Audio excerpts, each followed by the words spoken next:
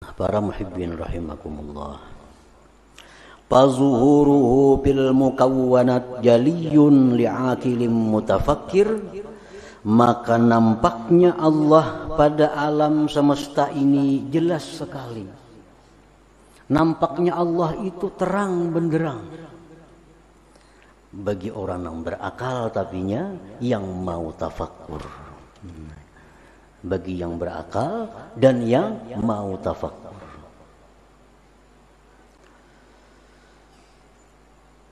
Nah, kalau orang itu kada berakal, kada mau tafakkur, niscaya Allah itu tidak ada. Allah itu tidak nampak. Yang nampak hanya gunungnya, yang nampak hanya pohonnya, yang nampak hanya kambingnya, yang nampak hanya langitnya. Allahnya kada kelihatan. Itu karena tidak ada akal dan tidak mau tafakkur.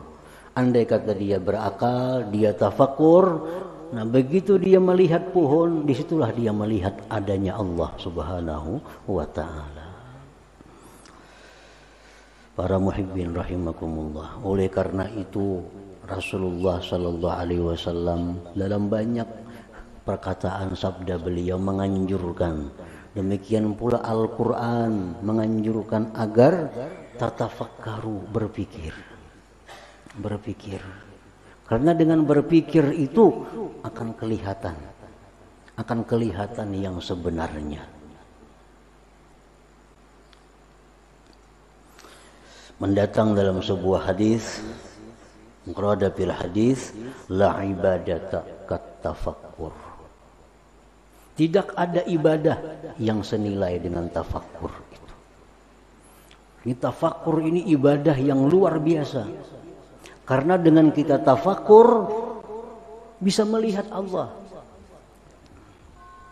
Dengan tafakkur kita bisa melihat Allah Subhanahu wa ta'ala. Jadi tafakkur itu merupakan satu ibadah yang sangat tinggi nilainya di sisi Allah. La ibadata kat tafakkur, la ibadata kat tafakkurin. Tidak ada ibadah senilai tafakkur itu. Kan inti dari segala ibadah itu supaya bisa melihat nampaknya Allah. Kita sembahyang supaya kita bisa menyaksikan Allah. Kita membaca Quran supaya bisa kita menyaksikan Allah. Nah, yang paling cepat untuk bisa menyaksikan Allah itu tafakkur. Tafakkur. Para muhibbin rahimakumullah. Warada 'anin Nabi sallallahu alaihi wasallam tafakkuru sa'atin khairun min ibadati sanah. Tafakkur sesaat, tafakkur sejenak, itu lebih baik daripada ibadah 1 tahun yang tidak ada tafakkurnya. Ya tafakkur, melihat momennya sebatang pohon, melihat kita pohon, kalau kita berpikir, oh pohon ini jelas menunjukkan adanya Allah.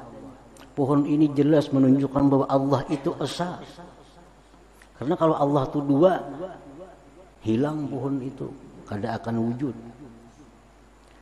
Oh pohon ini menunjukkan bahwa Allah itu berilmu, kuasa, berkehendak. Nah, tafakkur yang seperti itu, yang sejenak itu, kaibadati sana, seperti ibadah 1 tahun. Para muhibbin rahimakumullah. Qila li Ummi Darda ma kana aktsaru sya'ni Abi Darda. Abi Darda salah seorang sahabat besar. Ditanya istri beliau, apakah kebanyakan keadaan Abi Darda itu? Apakah Abi Darda itu banyak baca Quran? Apakah Abi Darda itu banyak salat? Apakah Abi Darda itu banyak ibadah-ibadah lain? Qalat, berkata istrinya Abu Darda, kana aktsaru sya'nihi at-tafakkur. Adalah kebanyakan keadaan Abu Darda itu amaliyahnya tafakkur tadi. Duduk merenung. Dengan perenungan itu tersimpul bahwa Allah maha ini, maha itu, maha ini. Itu luar biasa. Walaupun inting, walaupun ringan, tapi nilainya besar tafakur itu. Nah, kenapa kita sudah terbiasa melihat alam ini hanya alam?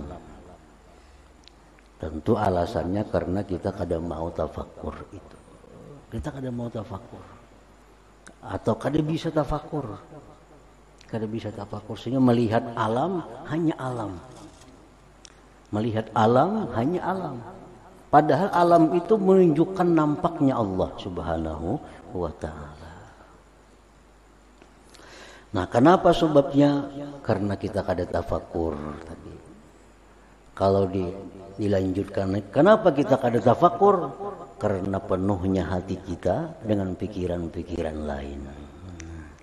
Karena hibak sudah, hati kita kada muat lagi dengan pikiran-pikiran yang lain. Para muhibbin rahimakumullah, Allah Subhanahu wa ta'ala berfirman, afala yanzurun ilal ibil kaifa khuliqat wa ilas sama kaifa rufi'at wa ilal jibal kaifa nusibat wa ilal ardi kaifa sutihat. Ini ayat menyuruh kita berpikir, walaupun kada dalam bentuk amar. Apakah mereka tidak merenung? Apakah mereka tidak berpikir, tidak memandang, mengamati kepada unta? Bagaimana unta itu diciptakan Allah Subhanahu wa ta'ala.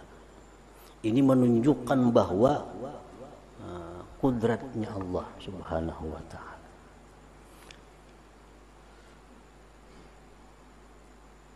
Nah, kenapa diutamakan di sini disebut unta? Ujar para ahli tafsir, karena orang Arab itu memang kegemarannya itu unta. Kekayaan seseorang dinilai dengan banyaknya berisi unta. Makin banyak berisi unta, makin kaya.